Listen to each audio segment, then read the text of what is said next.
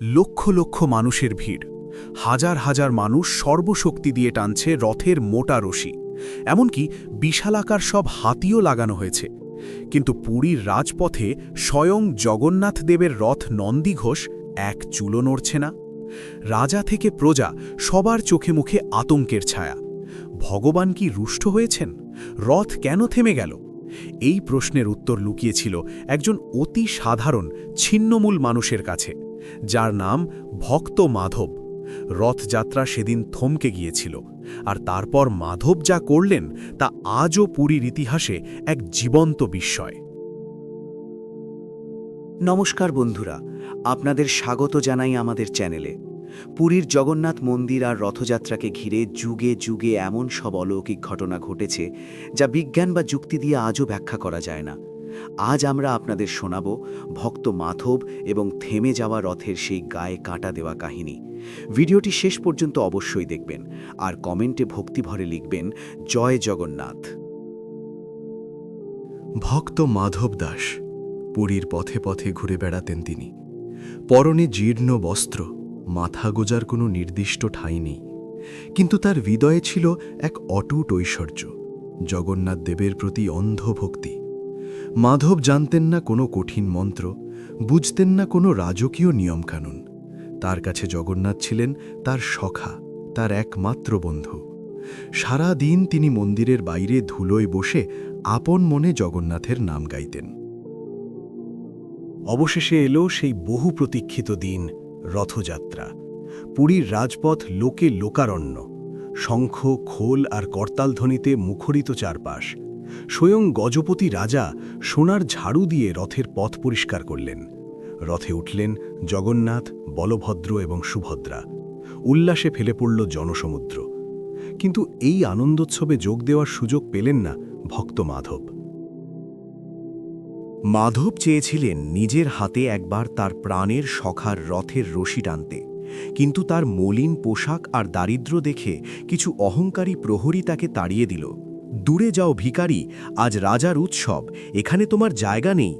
এই বলে তাকে ধাক্কা দিয়ে ফেলে দেওয়া হলো মাটিতে। ধুলোয় লুটিয়ে পড়ে অঝরে কাঁদতে লাগলেন মাধব। তার আর্তনাদ ভিড়ের কোলাহলে হারিয়ে গেল, কিন্তু সেই ডাক পৌঁছে গেল সোজা রত্নবেদিতে থাকা প্রভুর কাছে। রথের রশিতে টান পড়ল, জয় জগন্নাথ ধ্বনিতে কেঁপে উঠল আকাশ বাতাস। কিন্তু এ কি, রথ তো এগোচ্ছে না, 1 ইঞ্চিও না। রাজা নির্দেশ দিলেন আরও লোক লাগাতে। হাজার হাজার মানুষ সর্বশক্তি দিয়ে টানল, কিন্তু রথের চাকা মাটিতে যেন গেঁথে গেছে। শক্তিশালী হাতি আনা হলো, হাতির টানে মোটা রশি ছিঁড়ে যাওয়ার উপক্রম হলো, তবুও নন্দীঘোষ অবিচল। রাজা জোড় হাতে রথের সামনে হাঁটু গেড়ে বসে পড়লেন। প্রভু, কি অপরাধ হয়েছে আমাদের? তখনই দৈববাণী হল, আমার পরম ভক্ত মাধব ধুলোয় লুটিয়ে কাঁদছে। অহংকারে অন্ধ হয়ে তোমরা তাকে তাড়িয়ে দিয়েছ। যে রশিতে আমার ভক্তের হাতের স্পর্শ নেই, সেই রশি আমি 1 পাও এগোতে দেব না। মাধব না আসা পর্যন্ত এই রথ আজ এখানেই দাঁড়িয়ে থাকবে। এই কথা শুনে রাজা শিউরে উঠলেন।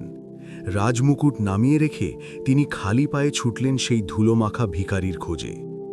রাজা গিয়ে মাধবের চরণ জড়িয়ে ধরলেন। ক্ষমা করো ভক্তরাজ, তোমার প্রভু তোমার জন্য পথে দাঁড়িয়ে আছেন। চলো, তোমার হাত না পড়লে জগন্নাথ আজ নড়বেন না। রাজ সম্মানে মাধবকে নিয়ে আসা হলো রথের সামনে। মাধবের 2 চোখে তখন অশ্রু। তিনি ধীর পায়ে এগিয়ে গেলেন। তার জীর্ণ হাত দুটি দিয়ে ভক্তি ভরে ধরলেন রথের সেই মোটা রশি। চোখ বন্ধ করে শুধু একবার ডাকলেন জগন্নাথকে, আর তখনই ঘটল সেই মহাবিস্ময়। কাউকে আর সর্বশক্তি দিয়ে টানতে হলো না।